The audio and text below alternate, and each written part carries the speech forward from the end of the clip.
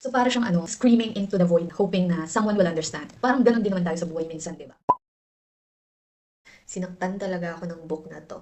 Alam mo yung feeling na may nabasa kang book na sobrang ganda, pero parang sinunto ka sa puso. Ito yon. On Earth, We Are Briefly Gorgeous by Ocean Vuong. Today, hindi natin pag-uusapan masyado yung plot kasi ayaw natin ng spoilers, pero we're gonna dive into the style, the themes, and kung bakit parang poetry siya kahit hindi. Ang book na to ay isang letter mula kay Little Dog, isang Vietnamese-American, and sinulat niya to para sa nanay niya. Pero ito ang catch, yung nanay niya hindi marunong mag-English or hindi marunong magbasa ng English. So parang, kanino ba talaga niya sinulat to? Para ba sa sarili niya? Para ba sa atin?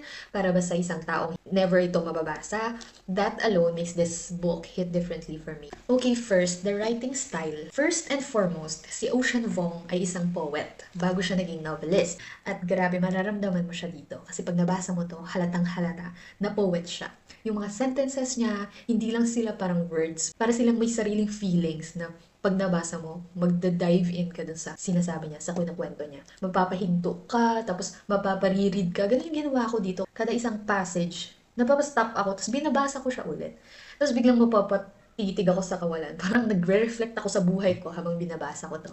It's written as a letter. Hindi lang to basta words. Ano siya, para siyang memory, grief, it's love, lahat na in one lyrical masterpiece. Ganon. Kung bet mo yung mga books na parang poetry, beautifully written, na more on feels kesa plot, then this is for you. Pero kung gusto mo yung linear na story, na mabilis yung pacing, yung may beginning, middle, and end, then hindi ito para sa'yo. Warning lang, this book moves like a memory. Pabalik-balik tayo. Kasi kinukwento niya yung past niya dito. So marami siyang kinukwentong memories. And then may mga flashbacks. Hindi siya plot-driven itong book na to. So kung yun yung gusto mo, then hindi ito para sa'yo. What about the themes? So maraming tinatakal tong book na to. Family, queerness, identity, trauma, war, the psychological effects of war, immigrant life, yung language, ang dami. Sobrang daming topic na tinatakal dito. Pero in the best way possible. Tinatanong niya dito, namamana ba yung pain ng magulang mo? Tapos parang tinatanong niya rin dito, possible ba na magmahal yung isang tao na never naramdaman kung ano yung feeling na minamahal? Possible ba yun? Kung never natin naramdaman yung feeling ng love, possible ba na ibigay natin yun sa iba?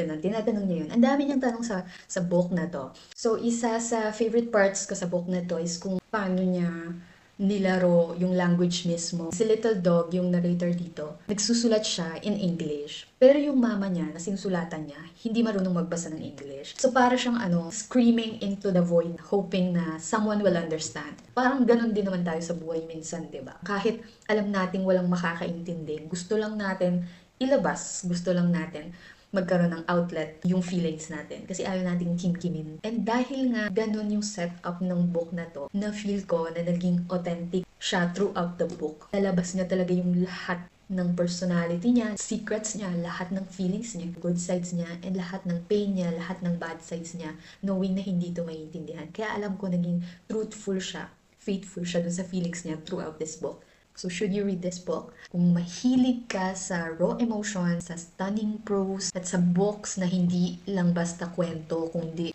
experience, then yes, para sa'yo itong book na to. Pero kung gusto mo ng clear-cut plot, very plot-driven na book, medyo hindi. Pero kung ready ka na masaktan in the most beautiful way possible, then go for it. Huwag mo lang ako sisihin. Ayun lang, bye!